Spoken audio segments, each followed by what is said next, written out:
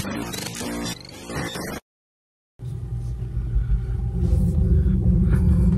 mga kapips, kamusta kayong lahat? Kain muna tayo. Bigay na kuya. Chicharon siya. Tsaka may cake. Hold on ko today. Maaga akong umuwi. Dapat 1 to 9:30 pero 1 to 5 lang ako dumuti. Bakit? Kasi extreme yung cold dito ngayon sa Alberta, sa Smoky Lake sa Canada. Sobrang lamig. Today is minus 43 and 3 days na rin ako may sipon tsaka opo. Ito yung iniinom ko, parang medyo iba yung boses ko, diba?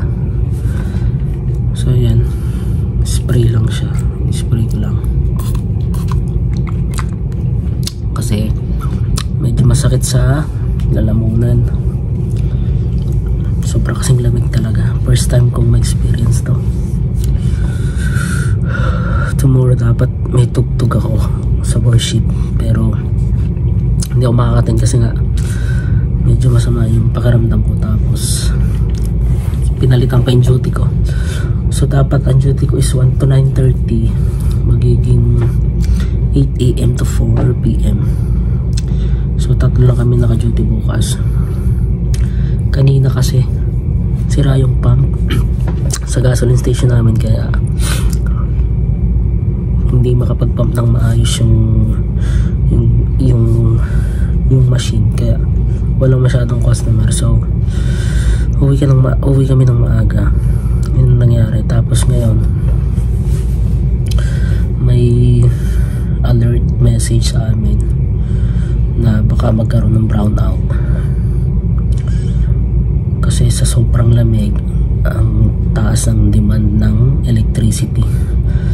So mataas yung probability na mag brownout, kaya prepare na kami ngayon. Ginacharge ko na rin tong mga mobile, pero sana hindi kasi talagang malamig sa labas.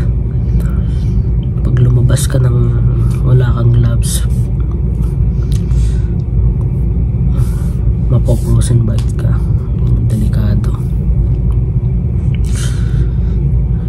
Grabe, hindi ako na nag-experience. Sobrang lamig talaga. Nakakatakot talagang lumabas. Akala ko joke lang. At hindi pala pag lumalamig talaga dito. Sabi nila last year madaming snow pero hindi ganito kalamig. Compare ngayon talagang konti lang yung snow pero lamig ko. Sinisipan ako, diba? Medyo iba yung boses ko. Sana lang hindi magtuloy-tuloy kasi syempre per oras yung mukha namin dito, pagkita namin. So kapag konti lang yung oras, konti lang yung kikitain. Kaya pero bukas naman makaka 8 hours naman ako. Tsaka kita ko naman kasi may mga 10-day forecast naman dito sa weather app na meron kami dito sa mga phone namin. Next week medyo mababa na pero unpredictable pa din siya. Kasi nga nagbabago ang temperature. Kunyari minus 40 pero kasi may hangin, minsan naging minus 47, minus 48. Pati kami kung nagdadry, oh. Ayan, oh. May nilalagay akong cream. Effective siya. Ayan, lagyan mo lang siya kasi nagka-crack siya. Pati labi ko nga, oh. Makikita niyo pa, nagdadry na siya, oh. Ito yung disadvantage kapag nandito ka sa malamig na lugar. Hindi lang malamig, sobrang lamig. Kahit nasa kwarto na ako, may heater, malamig pa din. Yung nasa likod ko yun. Yan, heater yan.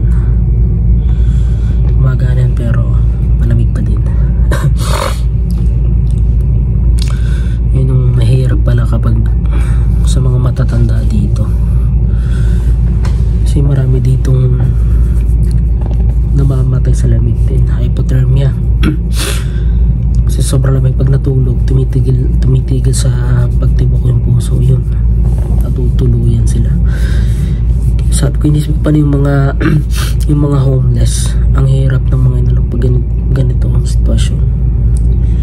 Yung -10, -15, grabe ng lamig nun. Yung average na temperature ng freezer is -18 to -24. Pero yung sa amin dito ngayon -43, so almost times 2.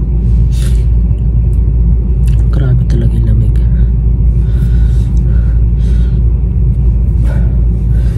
Kagabi pag uwi ko, grabe talaga, puro foggy, tapos yung fog niya is frozen fog. Grabe talagang parang sinasalubong ko talaga ng yelo. Nakakatakot din talaga. Medyo pagaling na naman ako. Nakakuha ako tingnan.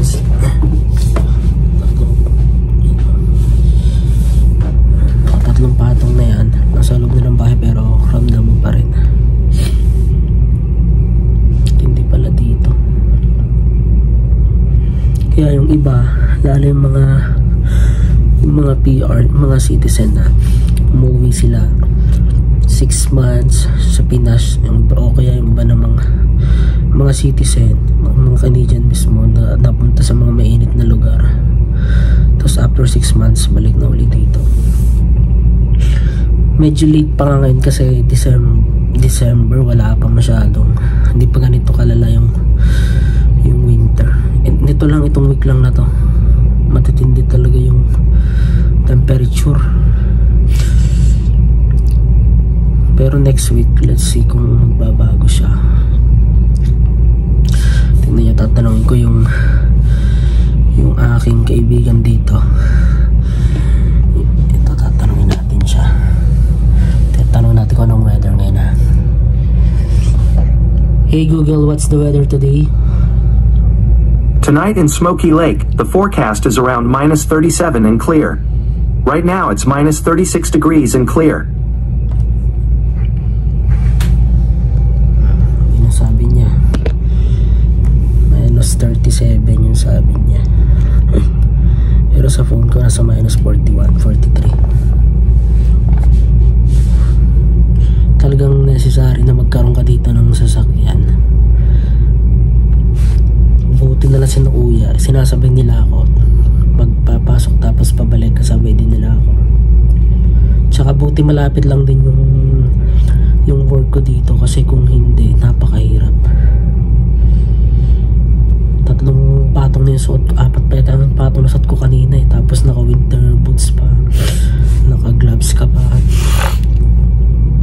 Pero ramdam mo pa rin sa trabaho, ramdam ko rin yung lamig eh. Yung mga pumapasok ng mga customer, nakalaki pa rin kami kanina ng benta. Pero kanina, mag-isa nga lang din ako nag-close ng store. Hindi na pumasok yung kasama ko, hindi na pinapasok. Tapos bukas, papasok ako ng maaga. So maaga akong gigising. Yun lang, yun yung update ko sa inyo dito. Siguro talagang hindi ideal sa lahat na pumunta dito. Sa mga matatanda, mahirap nga siguro. Yung nakikita kong disadvantages talaga. Lalo kung may mga sakit na, may mga rayuma, tapos may mga sakit-sakit na sa buto. Oo, kasing lamig talaga, parang kinakagat ka eh. Pasok hanggang sa buto mo, pasok siya. Yun yung mahirap talaga. Itagalat ng sobrang maganda. Yun, maya tulog na ako kasi maaga papasok ko bukas. In-update ko lang kayo kasi ngayong mga tao dito binalaan na mag-control sa paggamit, kasi anytime pwedeng magkaroon kami ng power interruption kasi taas ang demand nga ng electricity, kasi sobra talagang lamig, severe talaga. Sipin mo pati gasolinahan, tumitigil yung pag-pump sa sobrang lamig talaga. So yun lang yung update ko muna. Balitaan ko na lang ulit kayo sa mga susunod kong vlog. See you na lang ulit mga kapips, and thank you for always supporting my channel. God bless you all and keep warm. Ingat kayong lahat. God bless you all.